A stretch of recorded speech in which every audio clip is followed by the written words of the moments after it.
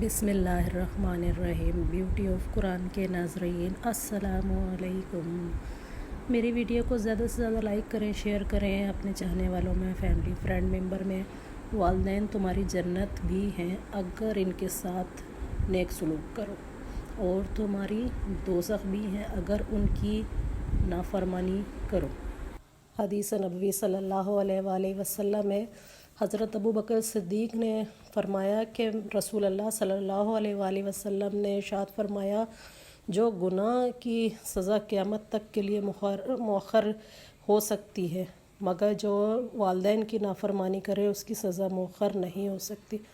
اللہ تعالیٰ نے میری امت کے وسوسوں یا دل کے خیالات کو معاف کر دیا ہے جب تک انسان میں اس پر عمل نہ کرے یا زبان سے نہ نکالے۔ نبی کریم صلی اللہ علیہ وآلہ وسلم کا ارشاد پاک ہے کہ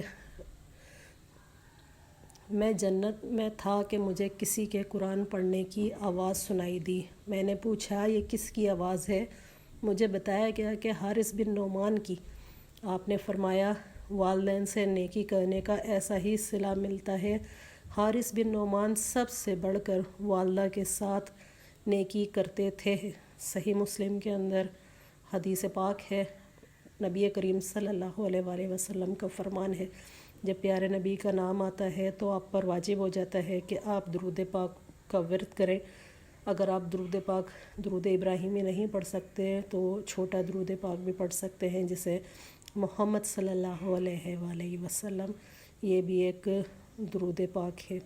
بے شک ایک روز حضرت جبرائیل علیہ السلام آپ صلی اللہ علیہ وآلہ وسلم کے پاس آئے اور کہا کہ میں دنیا کے سارے درختوں کے پتے گن سکتا ہوں، پانی کے قطرے اور ریت کے سارے ذرے گن سکتا ہوں، لیکن اس شخص پر اللہ کی رحمتوں کی تعداد نہیں گن سکتا جو آپ صلی اللہ علیہ وآلہ وسلم پر درود بھیجتا ہے۔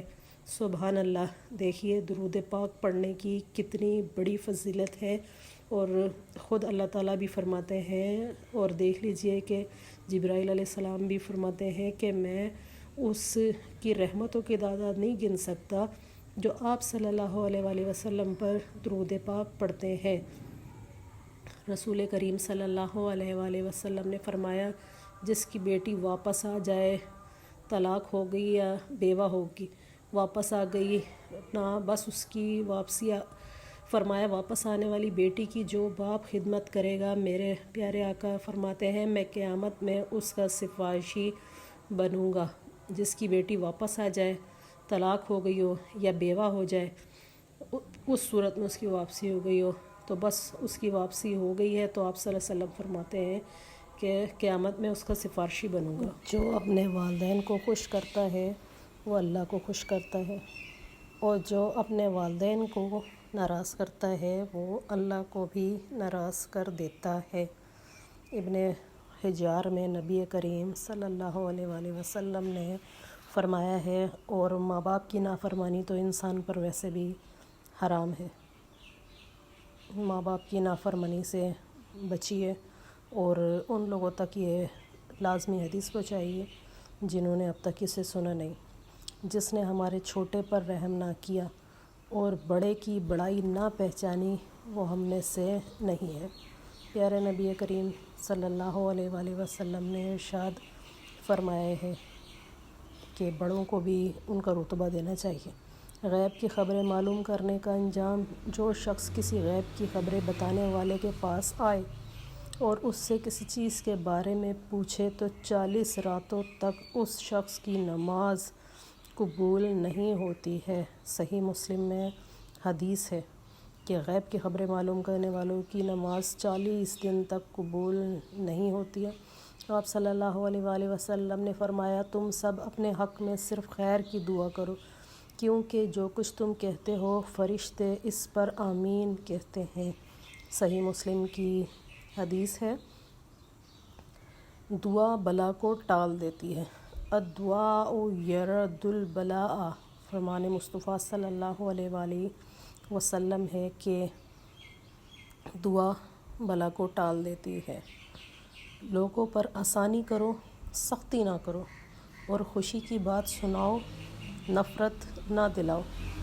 یہ نبی کریم صلی اللہ علیہ وآلہ وسلم نے فرمایا ہے کہ لوگوں پر حرص سے بھری ہوئی کنجوسی سے بچو، کیونکہ اس نے تم سے پہلوں کو بھی برباد کر دیا ہے۔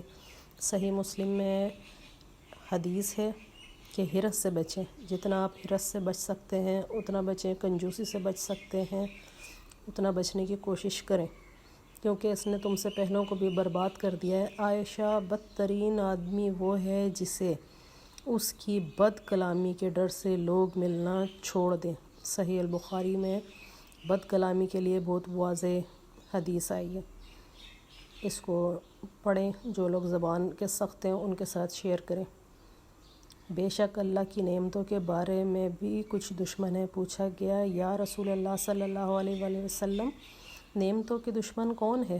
فرمایا، یہ وہ دشمن ہیں جو لوگوں سے ان کی نعمتوں کی بنا پر حسد کرتے ہیں، جو اللہ نے اپنے فضل سے انہیں دی ہیں، کہ یہ حسد ہے، اس سے بچیں اور دوسروں کو بھی اس سے بچنے کی تلقین کریں۔ آزمائش، نبی کریم صلی اللہ علیہ وآلہ وسلم نے فرمایا، ہر امت کے لیے ایک فتنہ، آزمائش، امتحان رہا ہے، اور میری امت کا فتنہ مال ہے۔ ایک شخص کسی مومن کو غمگین کرنے کے بعد اسے تمام دنیا بھی عطا کر دے، تب بھی یہ اس کا کفارہ نہیں ہو سکتا اور نہ ہی اسے کوئی اجر ملے گا۔ مریض کی عیادت کرنا، نبی کریم نے ارشاد فرمایا، مریض کی عیادت کرنے والا واپس آنے تک جنت کے باغ میں رہتا ہے۔ مسلم شریف میں حدیث ہے، کوئی انسان اچھے عمل کرتا ہے اور لوگ اس کی ستائش کرتے ہیں تو گویا یہ مومن کے لیے دنیا ہی میں جنت کی بشارت ہے۔ 4 باتیں نبی کریم نے فرمایا، ایسے علم سے جو نفع بخش نہ ہو، ایسے دل سے جس میں اللہ کا ڈر نہ ہو، ان سے بچے۔ نبی کریم نے ارشاد فرمایا کہ خوشی ہو اس کو جس نے مجھے دیکھا اور مجھ پر ایمان لے آیا، اور 7 مرتبہ خوشی ہو اس کو جس نے نہ دیکھا اور مجھ پر ایمان لے آیا۔ مسند احمد میں یہ روایت ہے، نبی کریم فرماتے ہیں کہ خوشی ہو اس کو، اللہ تعالیٰ یہود کو تباہ و برباد کرے، ان پر چربی حرام کی گئی تو انہوں نے اسے فروخت کرنا شروع کر دیا اور اس کی قیمتیں کھانے لگے۔ اللہ تعالیٰ نے تم پر ماں کی نافرمانی حرام قرار دی ہے، اور والدین کے حقوق نہ دینا اور ناحق ان سے مطالبات کرنا بھی حرام قرار دیا ہے۔ اس حدیث کو زیادہ سے زیادہ شیئر کیجئے ان لوگوں کے ساتھ جو اپنے والدین کے نافرمان ہیں یا اپنے والدین سے ناجائز مطالبات کرتے ہیں، کہ وہ سنیں اور اپنی آخرت کو سنوار لیں۔ نبی کریم کا ارشاد پاک ہے، تم کسی کی کمزوریوں کو تلاش میں نہ رہو اور جاسوسوں کی طرح کسی کے عیب معلوم کرنے کی کوشش بھی نہ کرو۔ صحیح بخاری میں سنن ابی ہریرہ رضی اللہ تعالیٰ عنہ فرماتے ہیں کہ نبی کریم کی نصیحت ہے، میری ویڈیو کو زیادہ سے زیادہ لائک کریں، شیئر کریں اپنے فیملی فرینڈ ممبر میں، اور ان لوگوں کو اس کا اسکرین شاٹ بھی ان حدیثوں کا لے کر آپ سینڈ کریں جن کو ضرورت ہے اس حدیث کی۔